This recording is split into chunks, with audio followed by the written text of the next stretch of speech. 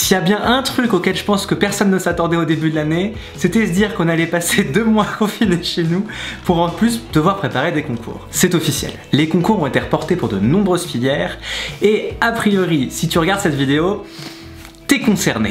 Ce report des concours soulève énormément de questions de votre part, c'est normal, franchement on est dans une phase inconnue que personne n'a jamais vécue, donc ok. Et donc l'objet de cette vidéo, ça va être d'y répondre. Je vais donc t'expliquer comment transformer cette crise en opportunité pour tes concours. Allez, c'est parti!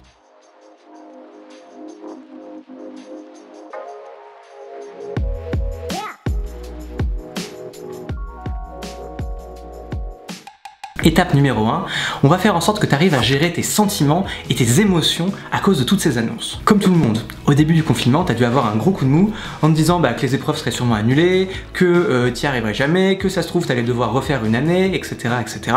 Forcément, c'était pas très motivant, sauf que de ce qu'on a pu observer dans l'équipe, après cette première vague de doute qui commence maintenant à se dissiper parce que les choses deviennent plus claires, arrivent 2 sentiments distincts. Le premier, c'est un sentiment d'injustice, parce que les concours sont reportés, donc ça risque de changer mes chances d'intégrer, de réussir à avoir ce que je veux, etc. etc. Le second, en fait, c'est un sentiment de démotivation parce que tout d'un coup, l'échéance des concours, elle est reportée et ça a l'air d'être loin et on se dit on a le temps et puis finalement je suis fatigué et puis de toute façon on sait pas, ça peut encore changer. Et en fait, ces 2 sentiments sont vraiment très dangereux et très risqués pour toi parce qu'ils vont te conduire à une seule chose, l'inaction. Maintenant, il y a une deuxième chose, il faut pas non plus être en colère, il faut arriver à tourner la situation en un avantage, en une opportunité. Et ça en fait, c'est vraiment lié à la façon dont tu vas aborder les événements. Soyons honnêtes, la crise du coronavirus, le confinement, personne n'y peut rien. C'est comme ça, on est tous bloqués chez nous. À partir de là, soit tu te rebelles et tu fais « Waouh, c'est horrible, et nanana », et puis tu vas attraper le virus et puis tu vas le refiler à tout le monde, ce qu'il faut mieux éviter, donc reste chez toi. Soit tu fais contre mauvaise fortune bon cœur et tu te débrouilles pour tirer le meilleur de cette situation. Ok, le constat est posé. Le report des concours ne dépend pas de toi, finalement c'est une super opportunité pour intégrer l'école de tes rêves. Maintenant, qu'est-ce qu'on fait? Plan d'action en 3 étapes.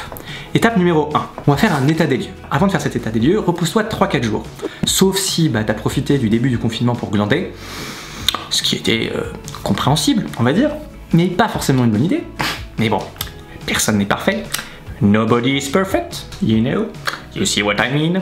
Voilà. Tu avais peut-être déjà commencé tes révisions, tu allais peut-être les commencer, peut-être que tes révisions étaient censées être dans un peu plus tard, mais qu'en fait, elles vont finalement commencer maintenant. Donc l'idée, ça va être de lister tout ce que tu dois savoir et tout ce que tu dois revoir dans toutes les matières dans lesquelles tu as des épreuves à passer. Prends 1 à 2 heures pour le faire, regarde le programme officiel de tes concours pour la matière en question et liste les différentes notions pour qu'ensuite tu puisses les revoir dans ton planning. Et oui, je viens de prononcer le mot planning, parce qu'en fait, on va te constituer une journée type de révision que tu vas pouvoir ensuite étendre sur un planning. Cette journée type de révision, je vais un petit peu l'adapter par rapport à la vidéo que j'ai pu faire sur les révisions avant le confinement. Voici la journée type. Dans l'idéal, lève-toi entre 8h et 8h30 et sois au travail pour 9h. Commence par une matière un peu lourde de 9h à 13h. Tu peux aussi diviser ce créneau de 4 heures en 2 heures, ensuite déjeune en 1 heure, puis de 14h à 16h, passe sur une matière intermédiaire. Fais une nouvelle pause de 16h à 16h10 et de 16h10 à 18h10, traite une dernière matière. Là, normalement, tu auras déjà fait une bonne journée un peu efficace. De 18h10 à 20h, prends ce créneau pour te détendre. Fais du sport, discute, lis, repose-toi un peu, prends aussi du recul et gère un peu l'effort. Ensuite, tu peux dîner de 20h à 21h et après, il te restera encore ta soirée pour travailler des matières un peu plus légères si tu le souhaites. Essaye de te coucher tôt, profite de cette période pour rattraper ton éventuel manque de sommeil. Et là, tu es sûrement en train de te dire, ok Étienne, donc je suis en période de révision, mais en même temps, tu me dis de lever le pied à partir de 18h, 18h30 en gros. Et ben oui, c'est une bonne idée parce que réviser pendant 6 à 8 semaines, ça n'a rien à voir avec des révisions de 3 semaines. Il faut aussi vraiment que tu gères l'effort. Avec le temps que tu as devant toi, tu devrais être capable à la fois de faire un bon nombre d'annales dans les matières annales et en même temps de reprendre le programme dans chaque matière au moins 1 à 2 fois.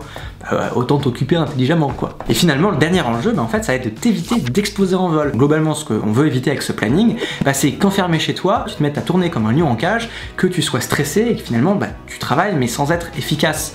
Dans ces cas-là, tes révisions deviendraient hyper contre-productives parce que elles te stresseraient, te ferait pas vraiment avancer et en fait tu n'arriverais pas vraiment en meilleures conditions pour le jour des épreuves. Ce planning c'est vraiment ce que je te conseille pendant le confinement et pendant le début du déconfinement, grosso modo jusqu'à 2 à 3 semaines avant le début des concours. Pourquoi? Parce que pendant ces 2 à 3 dernières semaines, là pour le coup tu devras vraiment te remettre sous pression, aussi te coucher plus tôt pour te réveiller à l'heure à laquelle tu devras te réveiller en allant en épreuve, sinon pendant les épreuves du matin ce sera un peu compliqué. Et donc pour ce rythme de révision qui redeviendra classique, tu as ma vidéo sur les révisions qui est juste là.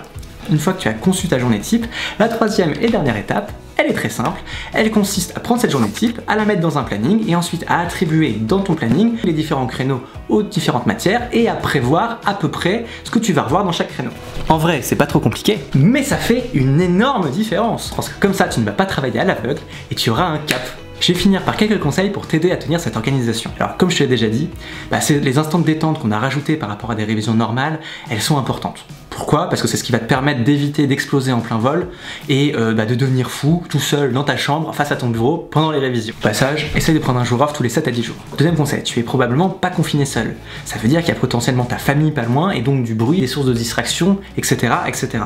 C'est hyper important que tu expliques à tes proches que tu as besoin d'être tranquille et qu'on te foute la paix. Et surtout, s'il te plaît, travaille avec des boules qui est. On en parle hyper souvent sur les Sherpas, que ce soit sur la chaîne, le blog ou notre Insta, mais en fait, ces petites boules qui est, elles vont faire une énorme différence pour te permettre d'avoir une concentration d'acier qui va te permettre de travailler efficacement et d'avancer jour après jour. Alors dernier conseil, t'es peut-être en train de te dire que là maintenant t'as le temps d'ici les concours et en fait c'est une énorme erreur parce que en ce moment tout le monde est en train de glander, tout le monde est en train de lever le pied. Si toi tu te mets au travail maintenant, c'est maintenant que tu vas faire une différence et c'est maintenant que tu vas grappiller des places pour décrocher l'école de tes rêves. Donc vraiment, c'est le moment de t'y remettre. J'espère que cette vidéo plus courte que d'habitude t'aura plu. Forcément le contexte est un peu particulier, on fait aussi un petit peu avec les moyens du bord, donc franchement lâche un pouce bleu parce que c'est un travail monstre de tourner, monter et produire ces vidéos. Suis-nous sur notre Insta parce qu'on aura plein d'autres conseils comme ça pour toi, et sinon on se retrouve sur le blog ou pour notre prochaine vidéo. Bon courage pour tes concours, si tu t'en donnes les moyens, ça va le faire.